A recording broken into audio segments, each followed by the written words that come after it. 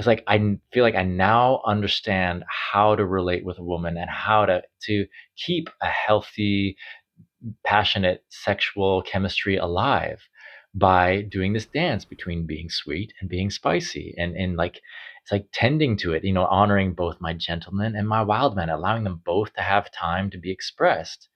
And it's, if I can just keep them in a balance, and it keeps that polarity alive, and it just makes for such more satisfying relationship in and out of the bedroom.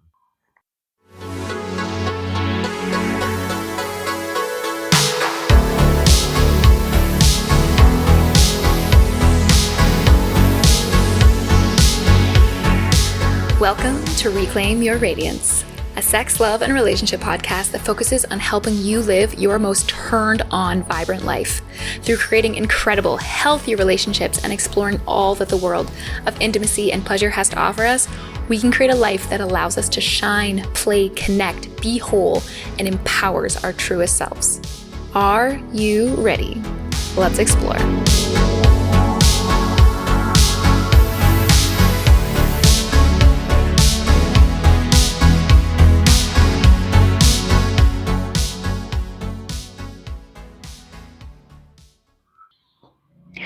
Welcome, everyone, to this episode of Reclaim Your Radiance, where we are speaking about male sexuality and the dance between the feminine and the masculine energy within us, that polarity that exists within all of us, but also that essential polarity that we create in relationship, that needs to exist in relationship to make our sex lives super potent and spicy.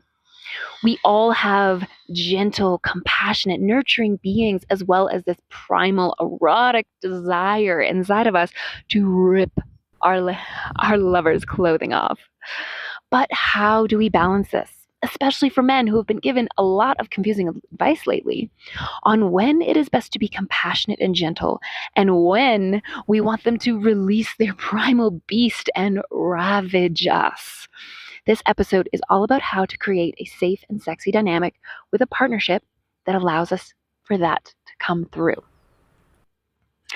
Our guest, Captain C, speaks about having the course of his intimate relational life changed by the opportunity to delve into this polarity with the co-author of his sexual erotic poetry book, Amy Lee.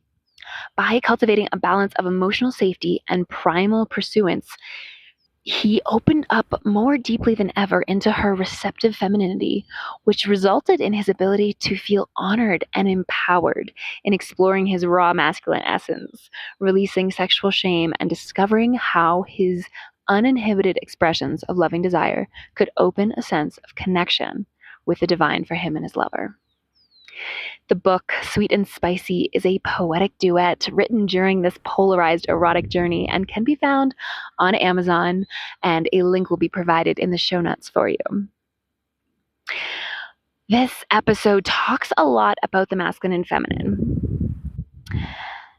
And please, as always, on this podcast, we are speaking in this case about a heterosexual relationship, but this applies to all relationships, all genders, all sexual orientations, because it's all about that polarity. Somebody has more masculine energy, somebody has more feminine, most likely. Sometimes it's perfectly balanced. And it's all about creating that healthy polarity in relationship that allows for these sexual dynamics to really shine through. And this is really, truly how you create a lasting sexual, intimate relationship, or even just a really spicy one for a short amount of time. This dance of polarity, this yin and yang, is literally the dance of life itself. It is the creative energy that creates life itself. I am so excited for you to listen, and we have poems from Sweet and Spicy read out to you throughout the episode. And those of you who wish to be ravished by a masculine partner, I'd highly suggest sending this to them. This episode feels like a love letter to the men and masculine beings in our lives, our lovers, to tell them we want you to unleash that primal power. Enjoy. Hello, hello. How are you tonight? I'm quite well. Excited to be having this conversation with you. Yeah, me too. I guess I wanted to start with the question of what is polarity and what is sacred polarity to you? Hmm. Well, that opens the door of what's sacred and what's not. Yeah, it's all sacred, isn't it? That's true. That's true. Yes, that's very true. The question of what's sacred is like maybe a larger topic that maybe we tackle later, but I guess polarity. Maybe we'll start there. Polarity to me, yeah, it's, I guess, congruence, yin and yang, and more so I associate it with like that electric chemistry that maybe draws together or potentially pushes away.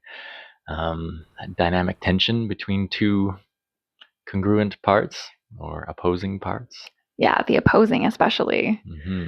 Yeah, it definitely adds more like spiciness, even within ourselves, right? Like, I love the idea that nothing is black, nothing is white, and everything has both, right? Like, no one side exists without the other. And I think some people really miss that part in life. Hmm. Yeah. So, yeah, I guess I wanted to start there because I also wanted to take everyone on a journey of this polarity that you've discovered in relationships, in yourself. So yeah, let's start at the beginning. Where do you think this whole journey of yours started? Understanding polarity, probably about 15 years ago, noticing some patterns in relationship and them seeming to fail and feeling unsatisfied and yearning for deeper intimacy, better sex, um, yeah, just stronger sense of connection and starting to understand this concept of masculine and feminine, yin and yang in myself, and then how it can be exaggerated with a partner. And I did a lot of study of it, a lot of intellectualizing for many years, and it was very hard to embody. And it took the end of one very long and significant relationship, and I think through the alone time for almost 2 years, solitude, celibacy for a couple of years, that I think helped a lot of that integrate. And that when this next relationship came along, the one that this book came out of, it suddenly became embodied. It became natural and easy, and it was sure it was the chemistry between us, maybe more congruent or harmonious, and it was also just the years of learning and aspiring to step into that more decisive masculinity that finally became available to me in a more embodied way. And it was incredibly rewarding beyond what I imagined possible. Yeah, I love that. And so, when you talk about embodied masculinity, what does that mean to you? A significant aspect of it was getting comfortable with stating what I want. And I realized this is a real sweet spot, right? Because often why I think I was resistant to this more sort of assertive masculine that could, be as perceived as toxic or just being a jerk and, being repulsive and making the feminine feel unsafe. Often I saw that as being, what we see in our society, just so much of this sort of patriarchal oppression, selfishness, greed, competition. And so when I understood, oh, when I say I want such and such, it's not a direct order and it's not a begging, pleading kind of thing. It's just owning what I want. And it was fascinating how it could come across as a command, but it was like a command that was desirable to respond to. Because as I've come to understand, there is this maybe innate sort of instinct in the feminine that wants to serve, that wants to please, but also wants her sovereignty and her freedom to be honored and acknowledged. Because I know many times in past relationships, I would make the mistake of like asking my partner if they wanted the thing that I wanted. And often they would get very irritated with that. I'd be like, are you asking me that because that's what you want? Well, why don't you just say what you want? But it was so uncomfortable for me to say what I want for such a long time. And so once I pushed through that discomfort and learned how to name what I wanted in a very, calm but firm and clear way, it was remarkable the response that I would get from a partner. Yeah. Yeah. I mean, there's so many different threads I could pick at in that beautiful response, but like the naming of desires, I think is so important for like all ends of the polarity spectrum, right? Mm.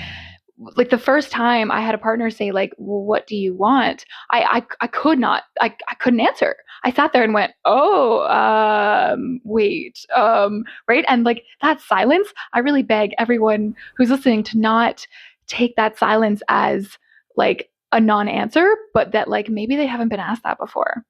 And I know I hadn't. And it took me a long time to like start identifying those desires.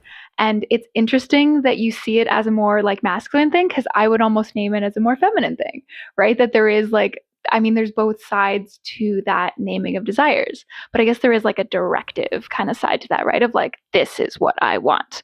Um, yeah, no, I like that. I like that viewpoint on it. And I get what you mean. So I think the next step after that, getting comfortable naming what I want and feeling the response that led to a deepening of trust and safety and sensual connectivity, that then led me to have the confidence to start offering more instruction. But I have to be grateful to a past partner who was wanting me to dirty talk, which was something I was very uncomfortable with, because from what I'd heard, you hear on porn and stuff, it just sounds awful and Oh, yeah, porn dirty talk is so like terrible. just yeah, so kind of ignorant and presumptuous. And and but she modeled it for me, and she was like, it's not about like being loud and assertive and commanding. It can actually be about being just so confident and calm and firm, like, you're gonna go sit down on the bed right now and Whew. lay back so that I can admire you. Like, just having the confidence to be a bit presumptuous. It's like taking a risk there, but I think there's something when you're connected enough intimately to know well enough what the other person likes or responds to get a bit presumptuous. And I think that level of confidence of like, I know you want it, and Mm. I'm gonna make this happen now. Mm. That was yeah, I think another, so I'd say that was probably the next step in my masculinity becoming more expressed, is this decisiveness to command it in a kind of calm, confident, loving way. Mm.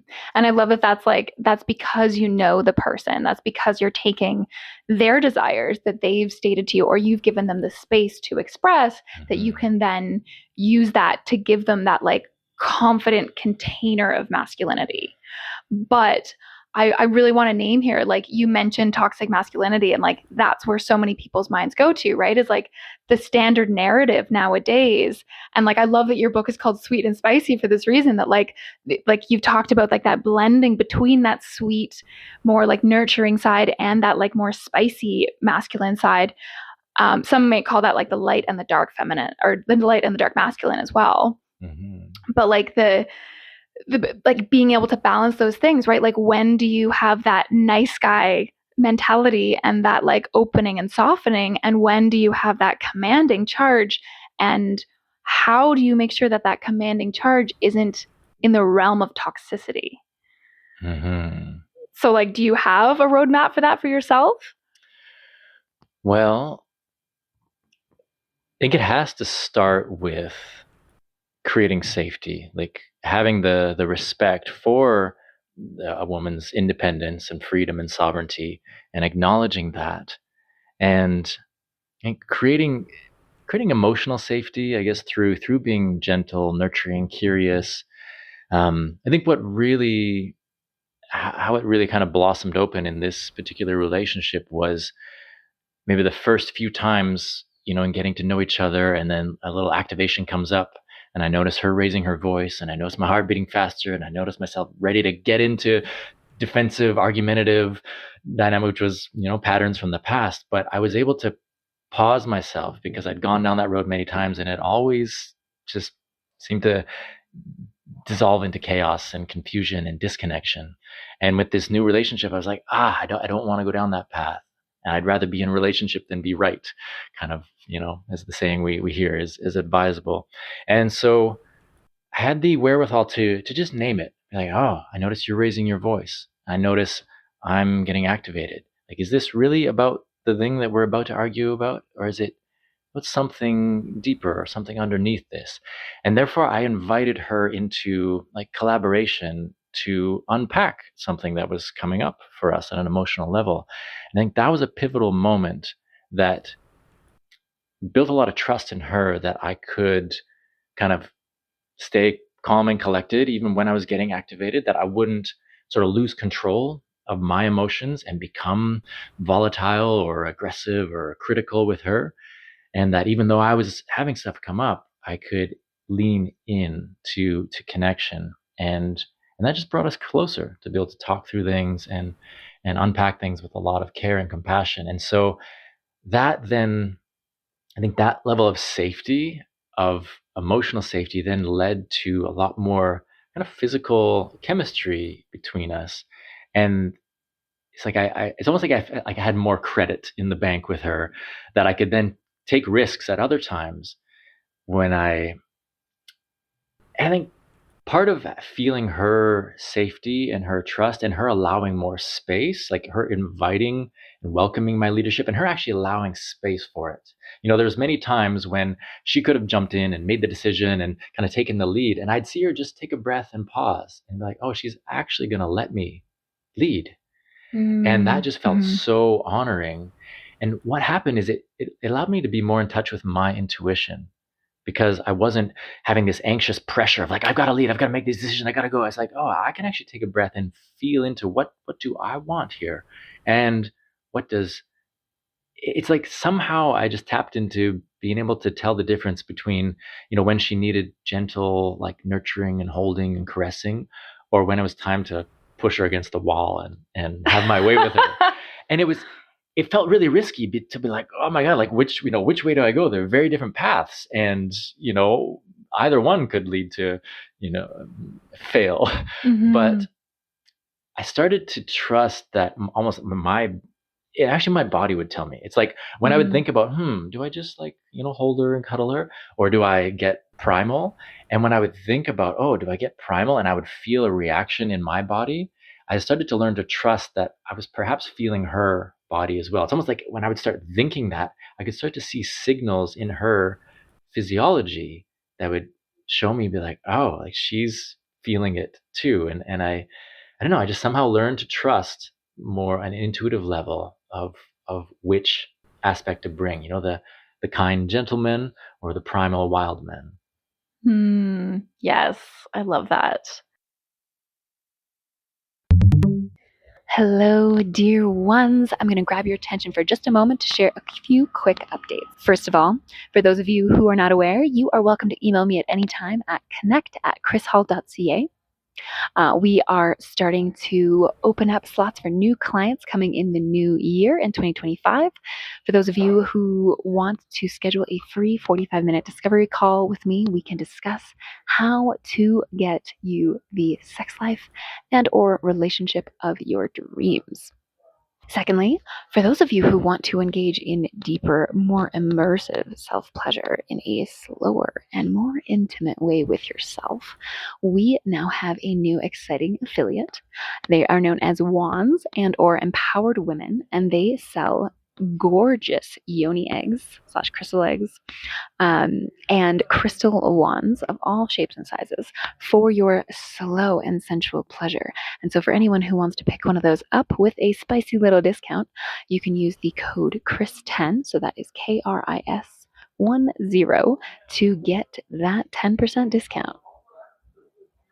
And coming up in the new year in 2025, we have a couple really exciting programs that honestly I could talk your ear off about for an hour, but I'll quickly say first we have a 8-week program coming up in May that is all about creating the environment for you to have the most incredible, expansive, sexy, loving summer of your dreams, and that will be called Spring into Summer Love, and that is for absolutely everyone.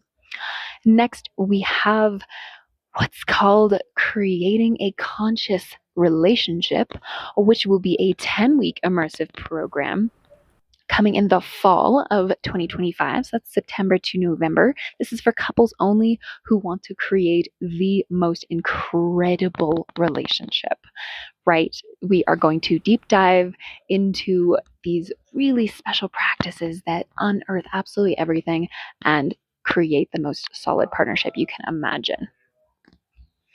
And third, and last but not least, there are a couple exciting retreats coming up, namely a now 3-day instead of 2-day Wild Women Rising Sacred Sensuality Retreat for women that will be in September in Vancouver, Canada. All of these are in person in Vancouver, Canada, except for coaching. That can be done from anywhere.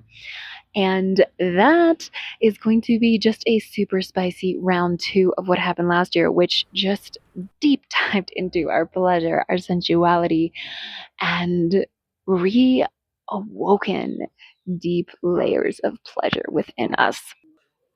And in February of 2025, we will be doing a full week of sacred sensuality practices in a retreat, and that will be somewhere very warm and far away from Vancouver, Canada, so that we don't have to suffer through the winter.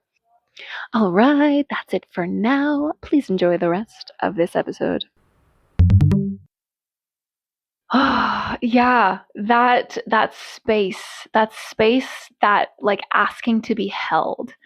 I feel like so I have a couple really close girlfriends that like we talk about this a lot with our own partners of like wanting to be held by the masculine, right? And like again, we've gone so far in the direction in society these days of creating this like, okay, but you need to be kind, you need to be gentle, you need to have like that more like light touch, like in this more feminine way. And we want that femininity in men, just like we all need both sides. We all have both sides of those energies. But there's that like, okay, yeah, there's like that rewilding of men almost. I almost feel like that's what we're talking about. Yeah. Is that like, okay, but we want that primal, dirty, like grasping energy, like, and we want to feel safe in that. Like, there's nothing sexy about being thrown against a wall if you don't fully know in every part of your being that if you said stop, they would stop. Right. And that's where that safety is. That's where that trust has been created. And that like, I love that it's almost like giving space for each other to find their own intuitive way of speaking to each other. Right. And through that trust. And yeah, I think, I love that idea that like, that leading masculine can come out. Cause that was so much of what comes into that conversation with my girlfriends, that they're just like, I can't fully drop into my feminine because they're not in their masculine. They're not holding me. They're not showing me that they can lead in these ways. And so I can't be just like fully surrendered, right? Like we need holding to surrender. And when that fully happens, oh my God, you see some cool shit. Like you just see some cool shit come through. But which comes first? Because also, many men will say, be like, the women are being so in their masculine, they're not allowing the space for me to actually step in and lead. And so I can't. Yes. And it's like, we all have both masculine and feminine in us. So I suspect it's maybe a collaboration, conscious or unconscious, of like the masculine in both partners to go, okay, we're going to, create this space and we're going to choose to play these parts. That's actually something that I realized, when I was single, it's like I was much more maybe balanced in my own masculine and feminine.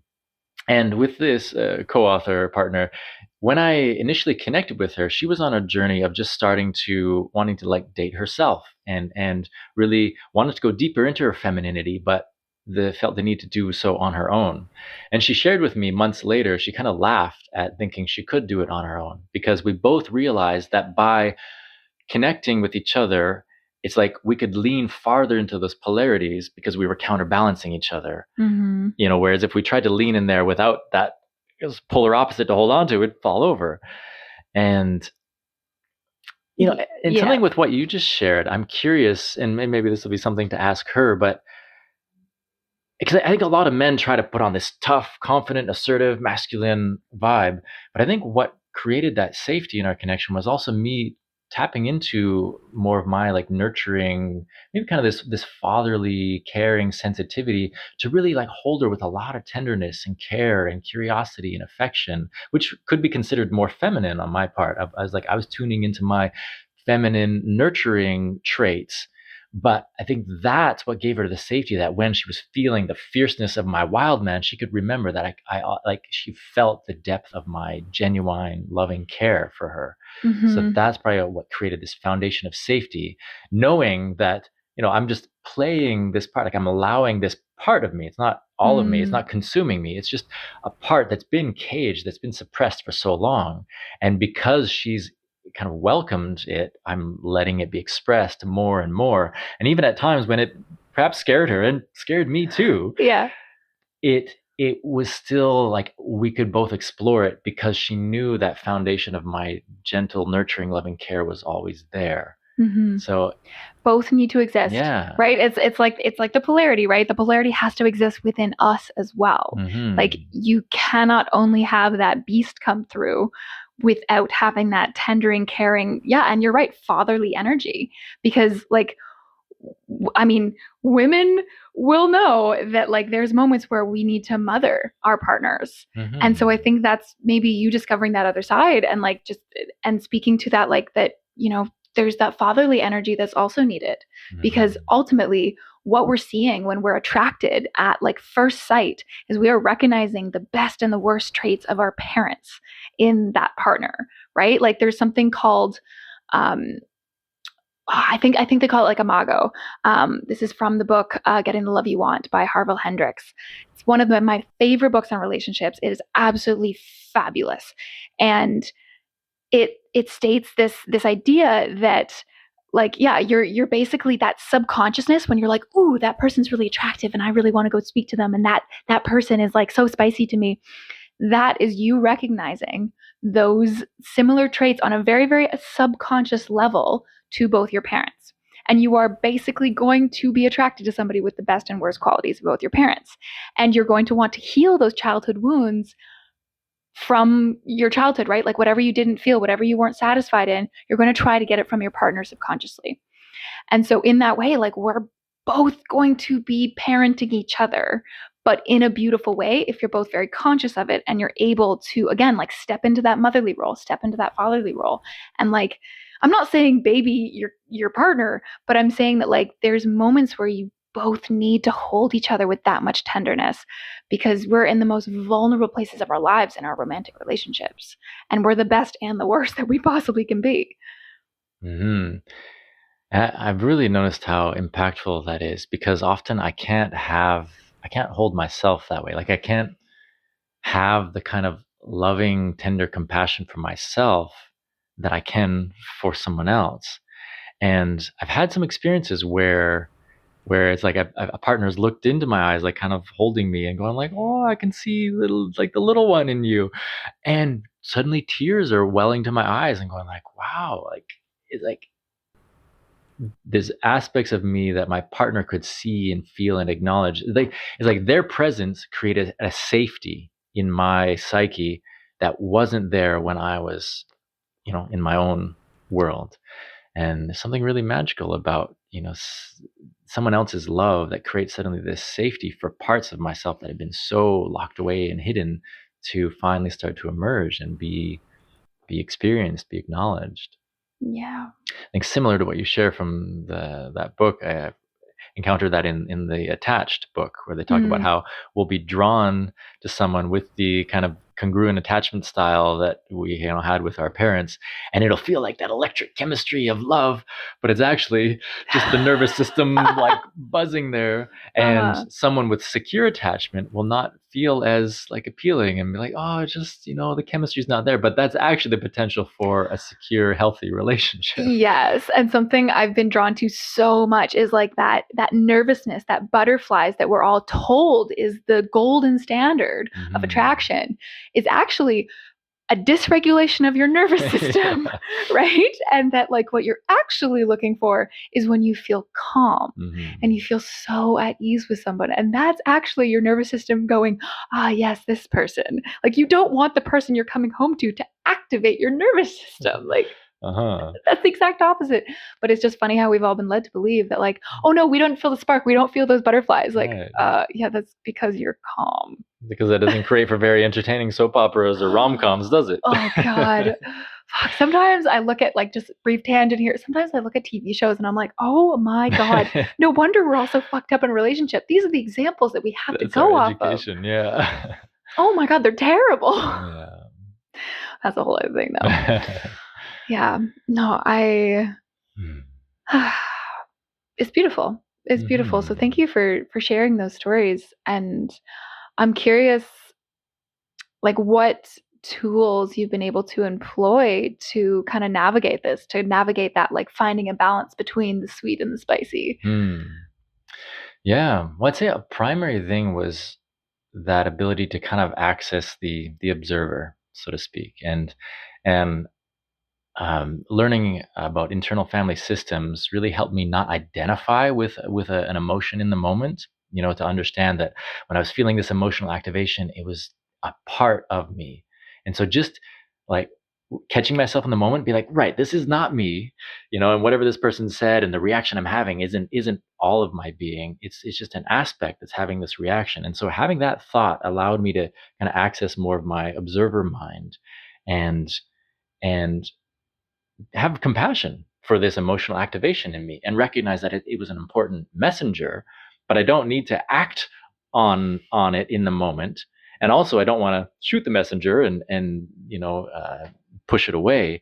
And so it helped me find this sweet spot, being like, so you could say the difference between getting angry and just naming that I'm angry while actually speaking calmly. And it's interesting, is this kind of mid-range, like holding this pressure cooker of like, I'm really angry right now because of this and this, but not, flipping over a table and yelling. And so just that tool of naming parts and accessing more of this mature sort of perspective in me, which it's almost like I visualize it like, in that moment of activation, noticing the signs of, heart racing and having many memories of, failure of reacting in those moments and saying impulsive things that later there's so much like damage to repair to try to come back to connection. I would go, okay, wait, time out. Almost, I feel like I would literally rise above myself and look down and be like, okay, I have this part that's activated. And look, they have this part that's activated. Now, how do we get both of our mature minds, inner parent selves to team up and help these younger reacting parts, get what they need rather than just going off and tussling for hours until they're exhausted. Yes. And I mean, if anybody out there is going, yeah, how do you do that? Honestly, number one piece of advice is space. Space and silence, and just take a walk, take a breath. Nothing, like, so much can be solved by just recognizing that both of you are. And one way that another author, I believe his name is Stan Tatkin. He wrote a book called Wired for Love, another relationship book that he talks about it. He calls it the primitives. So basically, yeah, those like unconscious primitive parts of our brain that are like wired for fight or flight, right? And that, they're now in the fight mode and nothing's going to fucking stop them because they're going off, and you're getting into irrational parts of your body that's just trying to protect at all costs. And that, yeah, one of the best ways to just be like, okay, regulate is just stop talking, calm down, let both of you have that space. But it takes that recognition of being like, oh shit, we're both really, really activated and we're not going to get anywhere productive. And we're actually going to go further and further away from one another. So yeah. I think it can be really difficult though when you have like an anxious type and an avoidant type, because the avoidant type, they maybe do better regulating themselves by taking a walk, taking some space. But it can be really hard for the anxious one, who can stay activated because now there's this separation, there's this disconnection. Yep. And yeah, I don't know. It can be a bit of a conundrum, but I find often I don't want to take that space. I want to stay in it, but it's wise to, okay, maybe stop talking, stop analyzing. Like, can we still be around each other, but breathe, have a 20-minute quiet time? Do you tend towards anxious or avoidant? I think I go either way. Okay. Which is what, disorganized? I mean, yeah, literally what you just mentioned, like activated a memory in my head of like, yeah, I had a fight with my partner and he took a walk and he just said, I'm going to take a walk and just left. And we weren't in a space where I could like really do anything without him there. Cause we were like, far away from home and like at a camping spot basically. And I was like waiting for him for like an hour to come back. And I more so tend towards anxious, although I'm quite secure. And he more so tends towards avoidance. And I just remember like, yeah, it's like literally that triggered that memory of just like, he wanted to walk away and take space, but he didn't just tell me. Like all I needed for him to tell me is like, I want an hour. That's all I would need is like, tell me how long you're going to take so that we both have this container to be in. I don't know why this is relevant, but I like to name that like, that is that different tendency that, yeah, don't walk away from the situation entirely. Like you still have to set kind of like a container for it. Right. Yeah. Because often I've found in that timeout space, I will stay just like ruminating and I'll worst case scenarioing and building up my comeback. I should have said this. Oh, I'm going to say this. Oh, I got to bring up that. And like just building up for the next argument go round. Whereas I found when I would just name what's happening in the moment, it would bring this acknowledgement to myself and to the other that would actually allow this depressurizing of like, oh, we named the thing. And both of us are now stopping and looking at it and just acknowledging that, yeah, we're activated right now. And it's probably because we're both feeling our connection is threatened and we both really care about it. And we want to find our way back to connection. And so somehow just switching into, instead of oppositional, debating, arguing, it's like somehow just naming it with like honesty and vulnerability. I've experienced many times, it kind of flipped the switch to like, oh yeah, we are both activated and we can access that more mature part of both of us to come on the same side of the table together and invite, those activated parts to get unpacked. And so without needing to actually take a bunch of space, but could kind of stay in it and depressurize together. Yeah. But I'm sure it's unique to every couple. No, I love that side of it too. And that like naming it can also be really, really powerful. Yeah.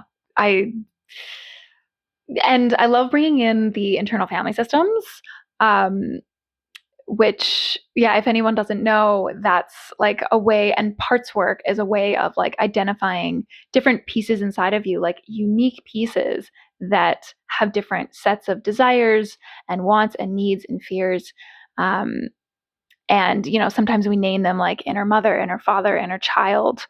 The last one being a huge buzzword these days, but it can also be your inner queen, your inner king, your inner boss ass bitch, your inner anything, right? And sometimes they don't have names. Sometimes it's just, when you're wanting to say, oh, part of me wants to, go outside and part of me wants to lie in my bed. And those are different parts of you with different desires and needs, and like learning to relate to them is, yeah, like you said, a really, really useful tool of being able to ground in, okay, this isn't me. And yeah, being able to step back. I love you naming that, like into the observer role, where you can see yourself having this reaction, or you're able to go, oh, I'm angry. This part of me is really angry. What is it trying to tell me? What is that anger indicating? Because yeah, to me, anger is something is crossing a boundary, or something like you're not being treated the way you want to. And like, yeah, it's fascinating hearing how you've like fused those two. I love that. You stated this question that many people have of like, how do I have that wherewithal to name it in the moment? And perhaps here's another plug for meditation. I think that practice helps us, learn to access that observer mind, or that more of the frontal cortex. And so if we spend time, practicing just observing without reacting, I think that helps in those heightened moments to be able to access that, which can feel harder. And as far as I understand from brain development, I don't think we actually gain that capacity till our late 20s, where there's more of the development in the frontal cortex that can then allow us to access this kind of observing. That would explain a lot.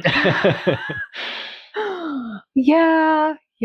Honestly, like the idea of getting married in your young 20s and thinking, there's a whole bunch of conversation on that as well. Well, because I remember one very vivid experience where it's like when we get activated, it's like a program just runs, and it's like we'll reflect on it after, be like, how did I get so out of control? How did I say those things?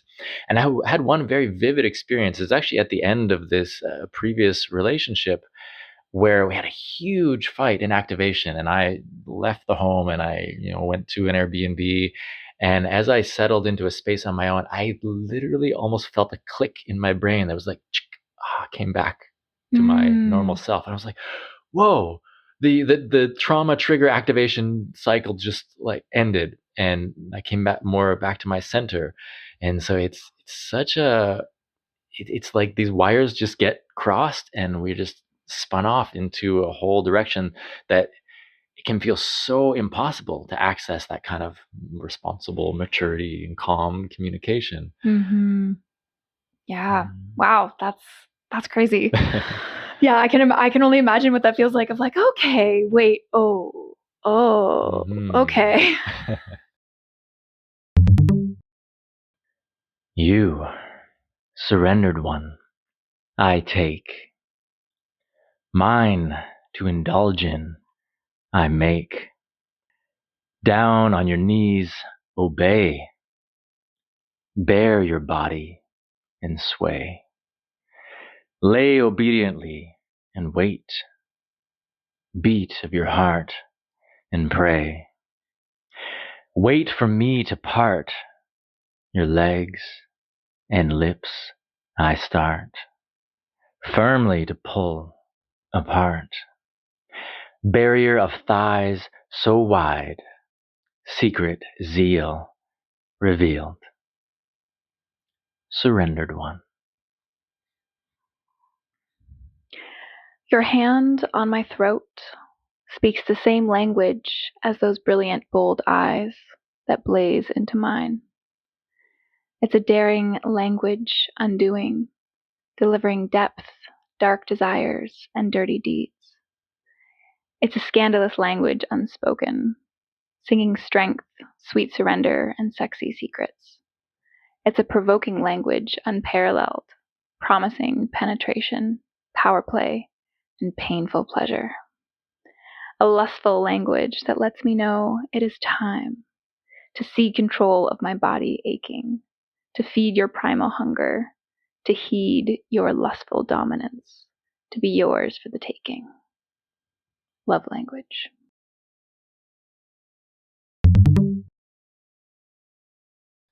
So you've talked about your previous relationship a couple times, and we've mentioned the book a couple times, but let's talk about it. So you have written this book of poems with your ex-partner, and talk about how you got to co-authoring this book together and what it offered you. Yeah. Where does it start?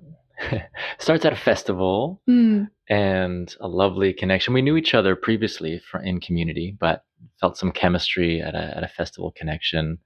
And there was the initial, after moonlit walk and an initial kissing, there was then a lot of this texting buildup, because I was out of the city where she returned to. And the best thing that really set the stage for this relationship was me asking her what turned her on, and her sending me a text with a list of things. And so it just gave me this foundation to work with. And a big aspect of that was her naming that she was yearning for that polarity, to be led, to feel pursued, claimed, for when a man is assertive and takes the lead, takes control. And so I saw that as an opportunity to finally step into exercising more of that masculinity that I had been intellectualizing for so long. And so it was partial long distance relating that led to a lot of texting back and forth, and started to get poetic pretty quickly. And I think our sexual chemistry really stirred up the creativity in both of us. And well, another aspect of it is that she was less comfortable with her verbal expression in person. As I understand it, she was working through stuff with her relationship with her father, where her voice was not very acknowledged. There wasn't much space for her voice growing up. And so, particularly with intimate partners, she had a hard time really like speaking up for herself. She would often be, that's the incredible thing about her. She was very present and very attuned and could really like feel into me and listen to me deeply. And so often in our time together, I would express a lot. And but even though I would ask her a lot of questions, she wouldn't answer so much in the moment. But then later, after we would be apart, I would get a lot of communication from her in written form. She really expressed herself well in written form and started getting very poetic. And as I understand it, she hadn't written a whole lot of poetry, but she shared a few initial poems after some of our first intimate times together. She would share these beautiful little reflections. Like in the book, there's these first date haikus. And she challenged me actually. She's like, write a haiku. And so she sent me a bunch about our first date. And then I sent her several about our first date as well.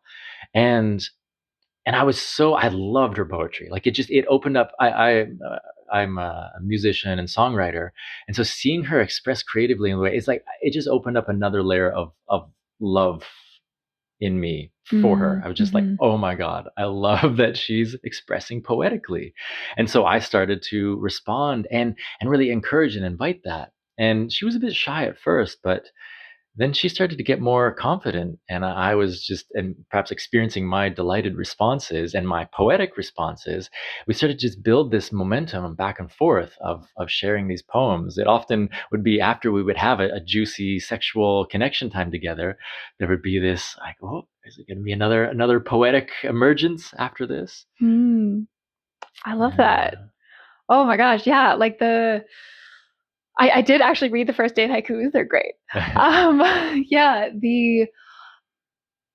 something almost clicked when I was listening to you. Just the idea of like watching somebody else in their creativity and how hot that is, and how much it's like, oh yeah, like there's something to that. Like watching somebody in that, maybe it's the vulnerable space, maybe it's just their pure expression coming through. Like, why are we so turned on by people who sing and play guitar? Why are we so attracted, at least most of us are, I think, to like people who are on stage? It's that like authentic expression and that like fearlessness, that confidence that comes through. But I never thought about it in like somebody expressing their creativity, and even like being able to share in that creativity is even more potent.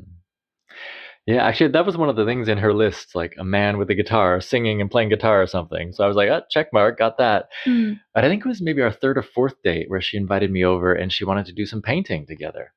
And I just had this moment of like, she's a poet and a painter. Like, I'm done for. and and yeah, she actually has done some really lovely. She's gifted me with a couple paintings, and one of them was a beautiful like polarity painting of a him and her sort of in that yab yum type position, and she stuck an actual like rose and flowers onto it, and Oh wow. yeah, so that was a really a deepening into our love, was this appreciation for each other's creativity. And so the poems really started to kind of hold that. And I think within about a month, I was like, wow, there's quite a lot of poems being shared here, and these are really good. And I started saving them, and I was like, I like don't want to lose these in back in text message string.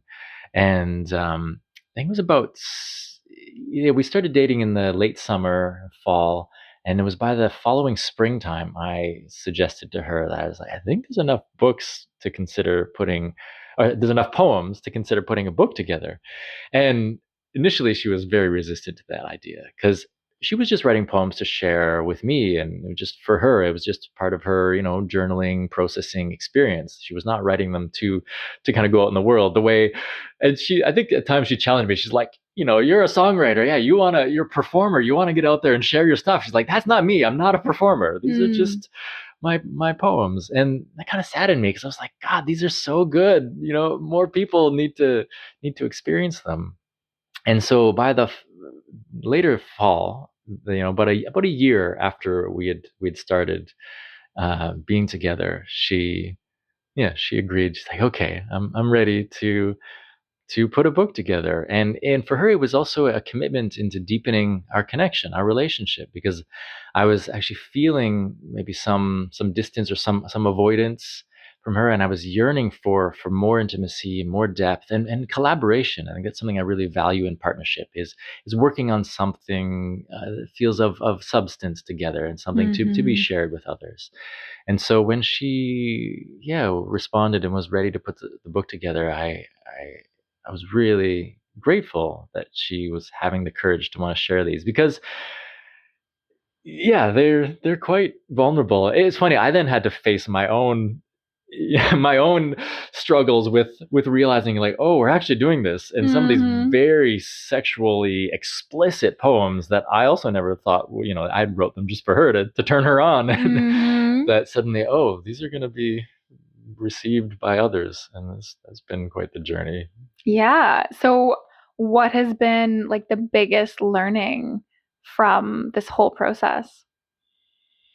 And putting the book together? Yeah, and just like, and I guess any aspect, or what are the things that stand out as like, ooh, yeah, that was like an essential piece of this, of like, yeah, exchanging the poems to putting it together to now having it like out in the world and like experiencing that vulnerability. Yeah, it was an interesting shift in the relationship. It's actually for the first time I saw her kind of step more into her masculine, because she's all right, we're going to put this book together. We're going to get all organized, spreadsheets and laying stuff out and editing. And it was a neat dance of, in many ways, I'll say, like, I feel her poems are incredible. Like, and that's why, her name is first on the book, because I feel like her poems are the star of the show, and mine are more of the supporting role. And because, I think she is a really eloquent poet. And so it was an interesting dynamic where actually I started to let her step forth more into leadership, because, and also I saw it was her forte, organization and editing, putting stuff together. Yeah, the biggest learning from it, God. I mean, it doesn't have to be just one, but like something Yeah. that stands out. Well, I need to name that we had a real surprise about, we were compiling the book. We were just starting to get into the early editing phases when our relationship dynamic changed drastically, and we ended up separating. And it was, coming to a point of realizing that our next chapter of growth and what we were, furthering into was kind of going in different directions. To talk more about this polarity, like this relationship of, having my more wild primal parts be so received and responded to, and the level of respect I felt from her for my leadership, it really built this confidence in me. And it's like, as my masculinity got stronger, and it's like I started to want to explore more, and was curious in learning about polyamory, because she had previously had quite a bit of experience in polyamory, and the way she talked about it, I was just like, wow, I need to learn that level of communication and self-awareness and emotional attunement, and I think that's my growth edge. And and there's been some books like Polysecure that kind of underline that it's an incredible way to grow beyond ingrained codependent patterns, is navigating these type of alternative relationships.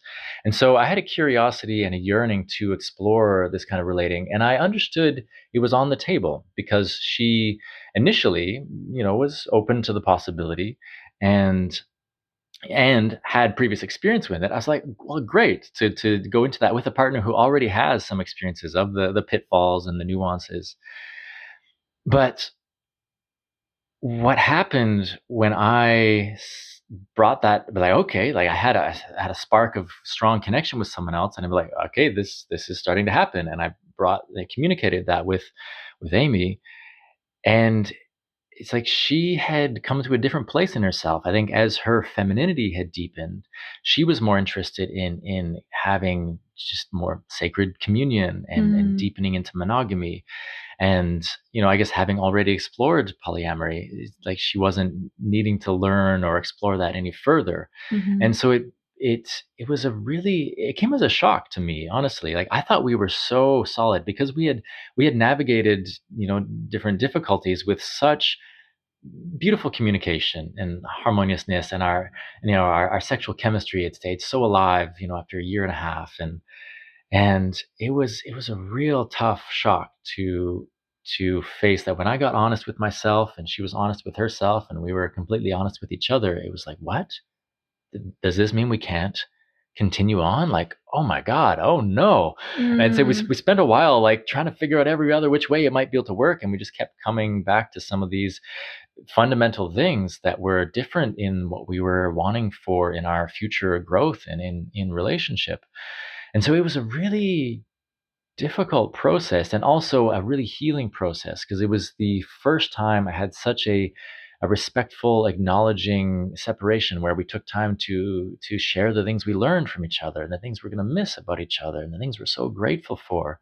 And I was just so amazed to be, starting to process grief and separation and work through the feelings of anger and frustration and jealousy or insecurity that were coming up through all this, but with just a lot of honorable communication and respect.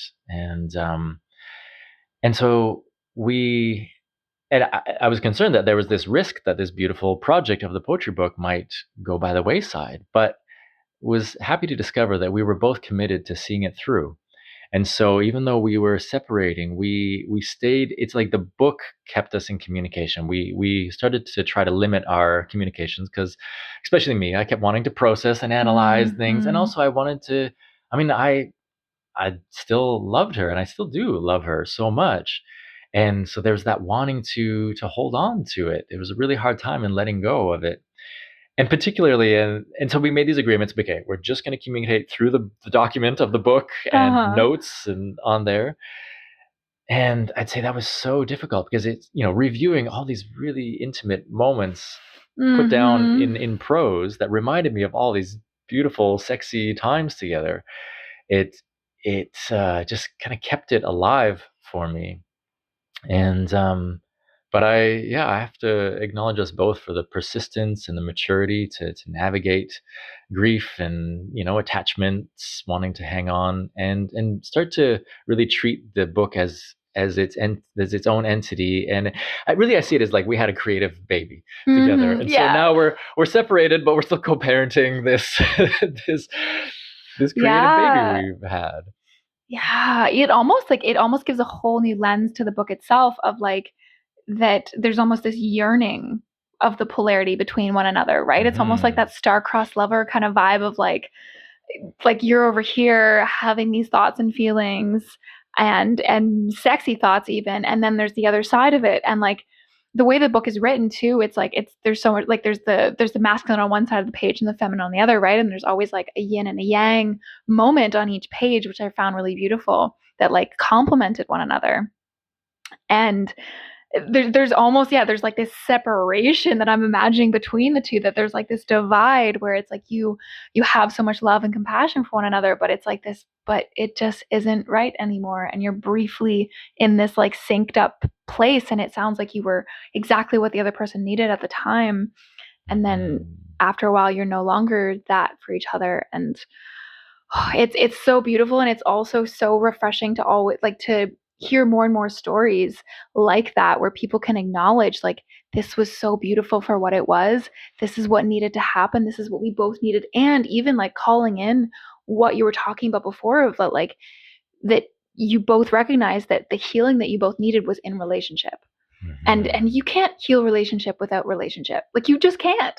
Like so many people come to that conclusion, but only after a lot of painstaking effort. It's like you cannot heal something without experiencing it, right? Like don't get me wrong, there's tons of healing that has to do, you have to do alone.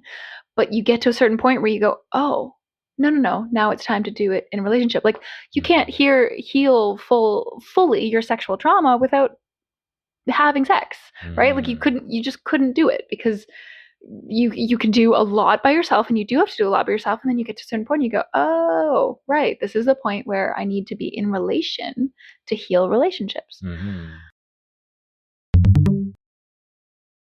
Might your tongue like to lick through a realm energetic, like ley lines intersecting towards goddess erecting? Might your tongue enjoy a taste of the one that activates her commanding presence, gleaming magical essence? Might your tongue dare to sip the holy juices that drip of transcendental appreciation beyond passing infatuation? Might your tongue savor a stroll into a sacred portal where shadow dances with light and indulgent delight? Might your tongue? Your drippings in my beard, soaked up, preserved for later savoring. Your essential scent, captured in folds of phallus, released on reemergence, sparking memorescence, weaving past and present to revive joie de vivre, like smells emergent in morning rain on dry leaves. Memorescence.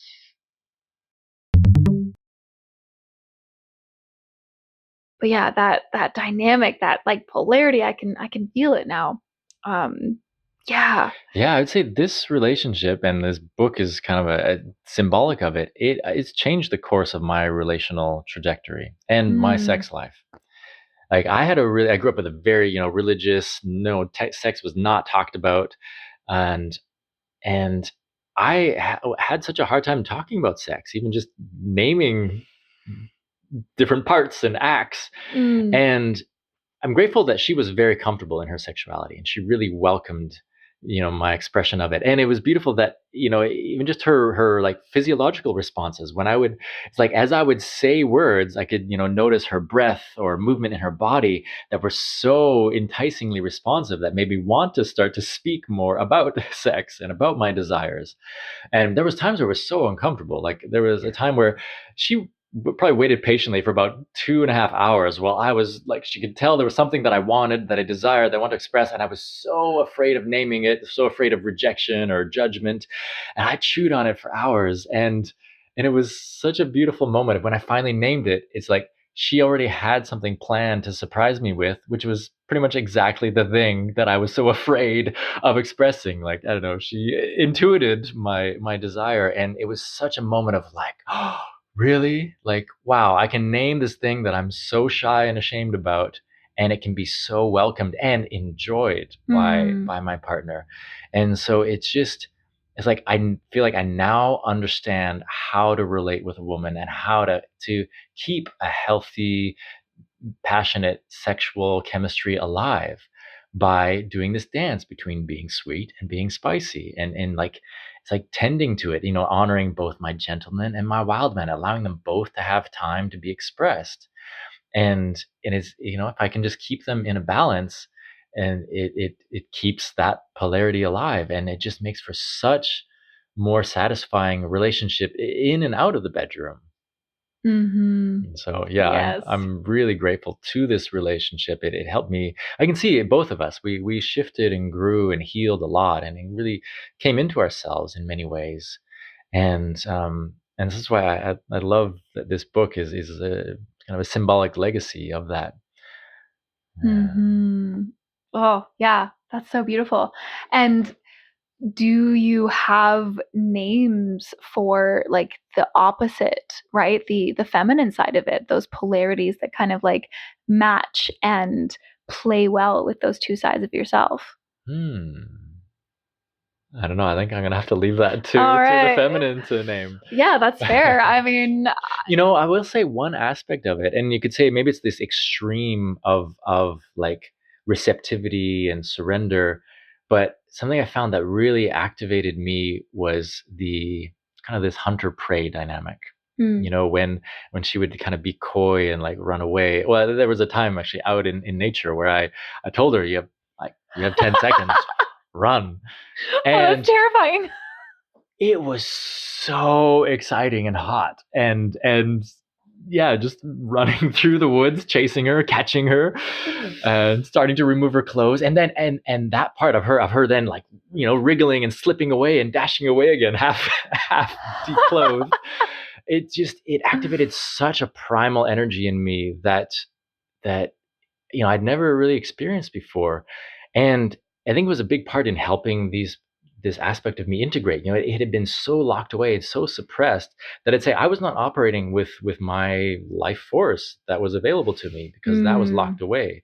And having these playful, provocative, primal sexual experiences, it's actually given me more energy in general. It's like I have access to more of my vitality and life force, because those parts have been welcomed into expression and into being. Yes, yes. Like and that calls upon that idea that, or not even idea, like I truly believe this is like a fact, that your sexual energy, that is your primal energy, is your life force energy, right? It's all one and the same.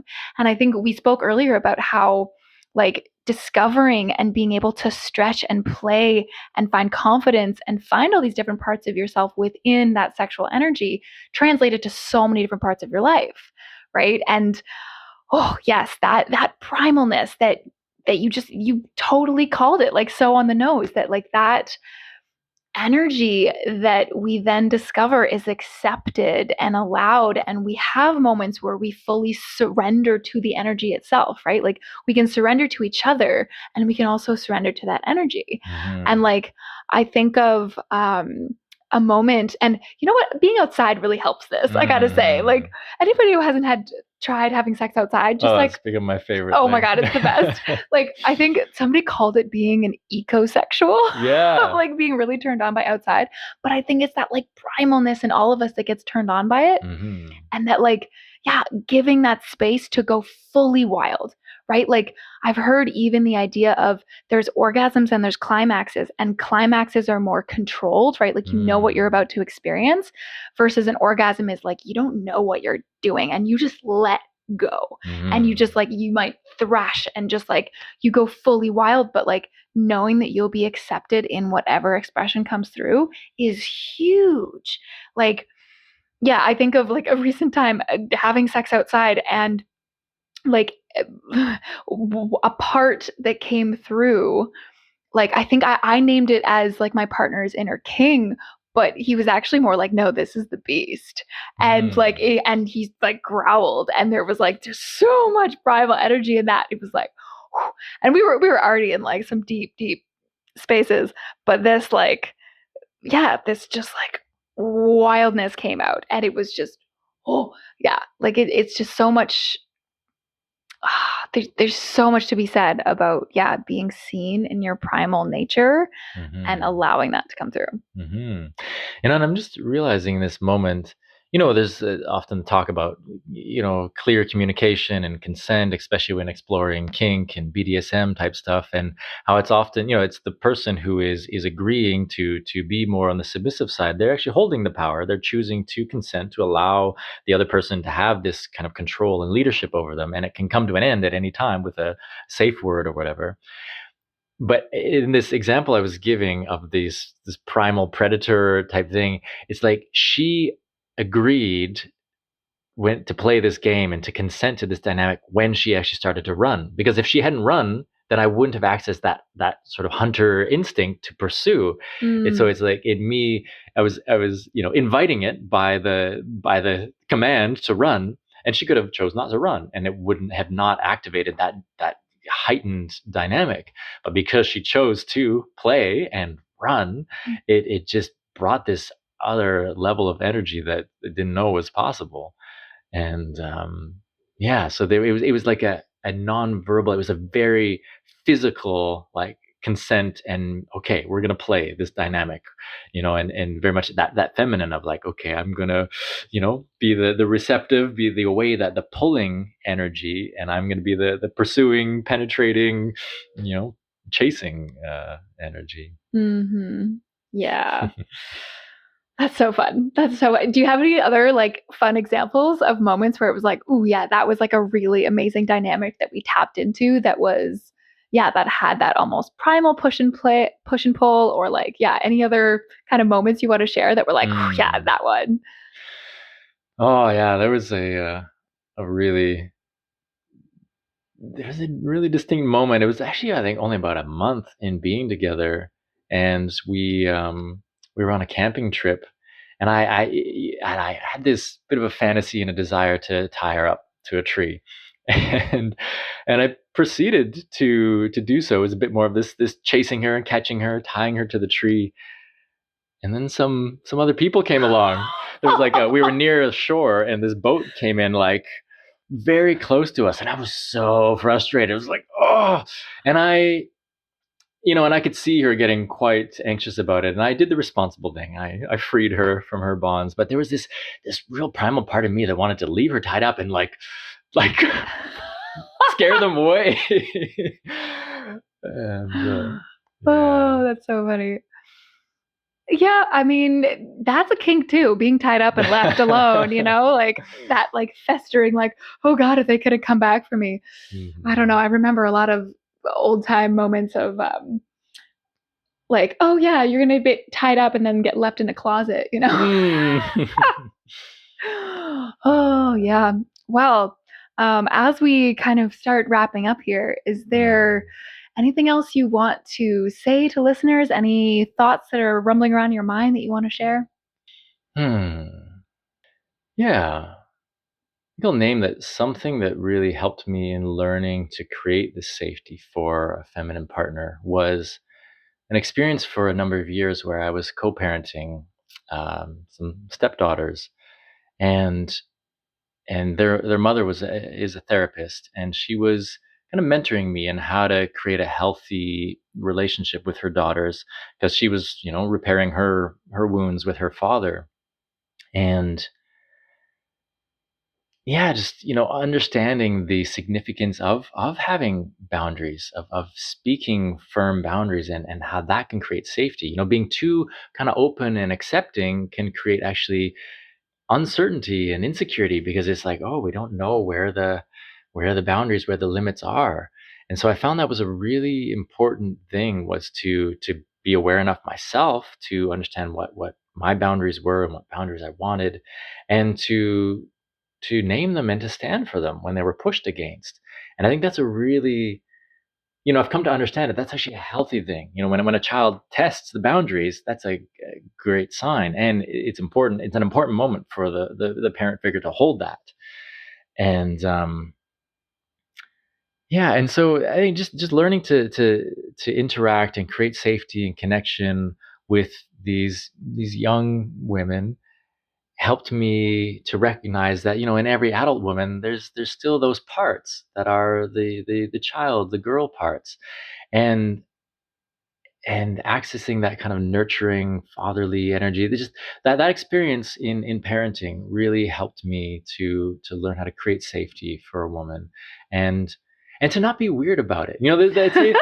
Like, there's often this weirdness of like, oh, daddy mommy issues, but I've come to accept that that's a natural part of it, and actually by embracing it can be really valuable. Like initially I would be like, oh, I'd be weirded out if a girl called me daddy, but now it's like, oh, it's actually an honor to play into that kink, or that, just to hold that role, to recognize that if a woman's maybe had a bad relationship with her father, and she has the urge to want to call me daddy, like, that's a young part of her that's seeking to form a healthier relationship with another masculine figure.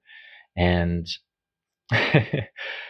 yeah, so, and that's part of what I learned in this co-parenting experience, was that often a girl's first crush, and potentially even her first sexual arousal, may happen towards her father. Ooh, And interesting. I know that can seem I don't know how I feel about weird. that.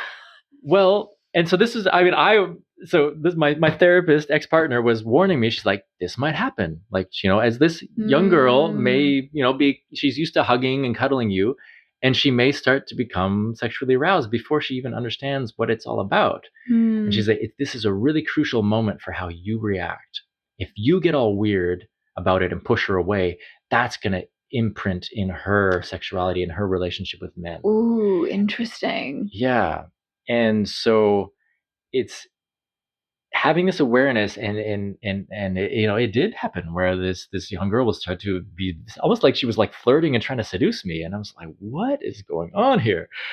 And I just had to remember to just like be calm and loving and not respond to it in a sexual way, but also not be adverse to it and or disgust it and push it away, but just really be neutral and kind of just holding space and presence for her to discover and express her sexuality. And yeah, so I know that can be very uncomfortable to consider and to look at, but I think it's probably one of the most important things for a father to be aware of in relating with a girl. And Yeah. yeah. Whew, that puts a whole bunch of stuff in my brain. Oh my goodness. And like, yeah. It really just, so much of how we experience the opposite gender has to do with our parents and the Mhm. same gender, right? Mhm. Like, when exploring sisterhood wounds, you have to also look at the mother and the mother Mm. relationship. And like, motherhood wounds is a whole different thing, but like, sisterhood does not exclude the mother, just like brotherhood does not exclude the father, because you're going to keep seeing those patterns in your life. You're going to keep attracting stuff that you're so used to because that's what you experienced during childhood. Like, Mhm. we don't get away from those things, and you cannot run and you cannot hide from the things you experienced in childhood. You truly have to face them head on if you want to move forward with a different pattern. But Mhm. yeah, naming the fact that, yeah, you have so much responsibility as a parent to model what a relationship can be, and yeah, model that, like, oh, I'm not going to move away from you in disgust if you show attraction. I'm going Mhm. to hold you and be there. Because I think it's something we've been dealing with for many generations of women feeling their sexuality so suppressed and closed off because there was always this expectation, for women to be good and keep their legs crossed and all this. Mm, And so often when a woman is more sexually expressive, then she's shamed, whereas men are like they're just, oh, that's just men the way they are. But yeah, I think it's really valuable to start sort of shifting that dynamic because, I mean, for a long time, I'd say I suffered because I grew up with that pretense that, oh, women don't want sex as much as men, and like they're doing me a good favor, one. and so but it therefore Yes. kept me in this like placating, pleading, waiting, hoping, wishing, which was Mm, very unattractive, and it just meant I had a very unsatisfying sex life until not too long ago, yeah. because I was operating from this misconception from the societal stereotype of trying to suppress women's sexuality. And so then it's like this relationship that this book came out of, because this woman was so comfortable in her sexuality, helped me understand, be like, oh, women do desire it, just as much as men, if when they feel safe and when they feel pursued and seduced. And I think that's actually another really valuable thing I learned, was to really take my time with it, like the build up. Mm-hmm. And it's so much more rewarding, even though at times, I had to really hold that beast in me that just wanted to have it all right away. But it was so much more rewarding to be building things up, to be slowly seducing her, to tell her what I'm going to do to her before I even do it. Yeah, And that takes some serious patience and yep. Mm-hmm. and it's so rewarding. So rewarding. And this makes me think of, again, another book, love books, Mm. about this topic. It's called The Women's Anatomy of Arousal. And Mm. it is, oh, and then if you want to skim through it, there's just hot tips for guys at the end of each chapter, and then Oh, there's an nice. entire chapter at the end that's just for men, Okay. or for people who want to pleasure women. Of course, everything in this episode has been very like polarized and very men versus women Yeah. here, but obviously we're talking about energies, and we're talking about people who want to, please the feminine and be with a feminine, and people who want to please the masculine and be with the masculine, Mm. right? um I guess that should have been said at the very beginning, and maybe it will be repeated at the very beginning now. But yeah, oh my gosh, this book goes through, yeah, that yin, that yang, that polarity, that dance, that literally this is the polarity that creates life itself, Mhm. right? And that in that polarity, in the yin yang dance is, yeah, quite literally, it contains existence almost. Mhm. And that, yeah, yin likes, like, pussy likes to be taking its time, like, approach it slowly. Like, one of the things I love the most, and I've said this in previous episodes, is like that like yang energy starts from the genitals and like it goes outwards, right? And it's more aroused by like physical things, versus like yin energy starts from the top of the head and travels downwards, right? And so it wants to engage the mind. And with words, that's why words are so powerful, because you are truly activating pussy through the mind. And then it goes through the heart, right? And then it goes through the center of safety, that fiery like solar plexus, and then you get into it, right? And that like that slow seducing and that like going at the pace of the pussy will The pace of of the pussy. That's a catchline. That's the new title of this episode. Will like just, it'll be infinitely rewarding. Yeah. Something's just coming to mind that I think was a real significant moment of learning and understanding for me in this relationship and about polarity was realizing that, I feel like my mind is often relentless. It's always on. It's wanting to figure out things.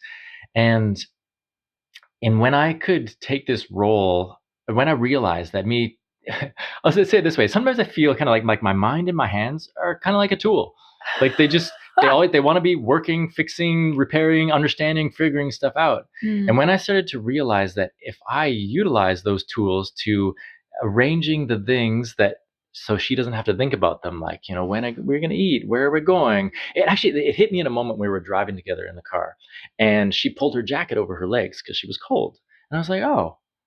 And I cranked up the heat. And I became uncomfortably hot, and I had to take off my sweater or whatever. But I was like, I'd much rather be uncomfortable and see her comfortable. Because when she's comfortable, then she's more in her feminine, she's more in the present moment. And that then she's more attractive to me, and that invites me into my heart. It's like her in her feminine, not having to think ahead, not having to worry about things, but her feeling safe and content and comfortable makes her in her heart and in her present moment, which is just so attractive to me. And so in a roundabout way, me using my mind and my hands to tend to all the things is actually also setting me up to be more in my heart. As I feel my attraction to her and my desire to connect with her and have this intimacy and closeness, it was a really significant realization that I'd rather, and in fact, I think it's commonly understood, but men facing adversity, being uncomfortable, I've heard it said that, it's healthy for men to be cold, to starve, and to be deprived of sex, because it makes them like function at their highest, like it access more of that primal energy to seek, to hunt, to gather, to build fire, like to do all the things that activate more of their masculinity. Whereas to activate more of the feminine, it's having everything tended to and cared for. Yeah. And so I realized that's the dynamic I want, or that feels most satisfying, is I'd rather be uncomfortable and use my tools to make her comfortable, so that then together we can deepen into our heart space and into our sexy space. That is just music to my ears. That entire like example, I couldn't have said it better myself. Like, and I think, to go back to a question you asked a little while ago, like, which comes first, the feminine like surrendering, or the masculine stepping up and taking control and leading? And there is no first, right? It's whoever's willing to start that wheel, right? Because it's just this never-ending spiral, and you can spiral towards one another in that way, exactly the way you stated, that like, oh, I have this opportunity in this moment to make her go just a little bit further into the feminine. And then in the same way, she can then go, oh, he's leading me. Okay, I can let him lead just a little bit more, because I can feel like I feel a little bit more confident, because that truly, like, I fully admit something you called out earlier, that women have stepped so far into the masculine role in today's society. We've been forced into it, right?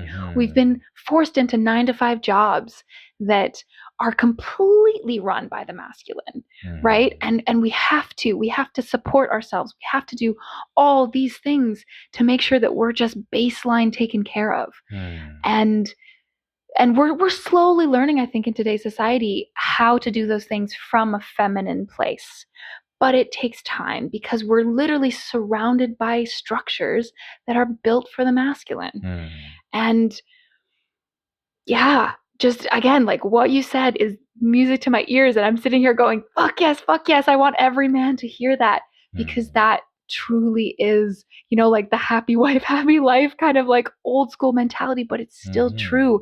And because it's more so like if I could rewrite that to nowadays, and that polarity that I want to experience that so many of us yearn for in our relationships is, okay, how do I, from one side or the other, how do I invite them into leadership, and how do I surrender more?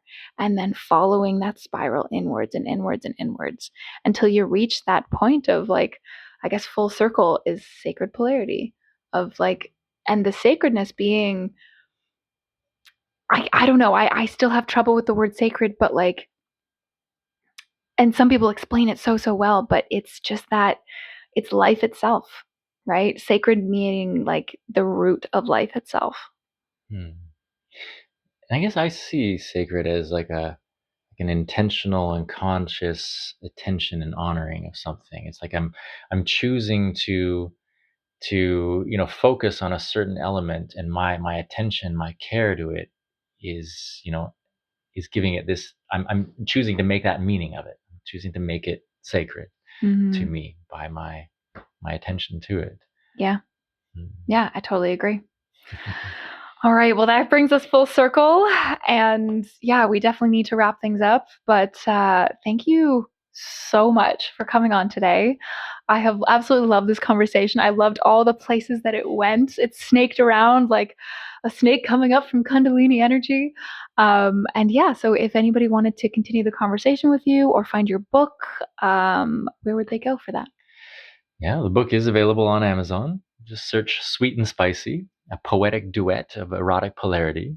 You don't need to search all that. Just Sweet and Spicy. We'll bring it up. It's got a lovely picture. It's a black cover with a picture of a plum and a chili pepper about to try to penetrate the plum. Yeah, not at all suggestive.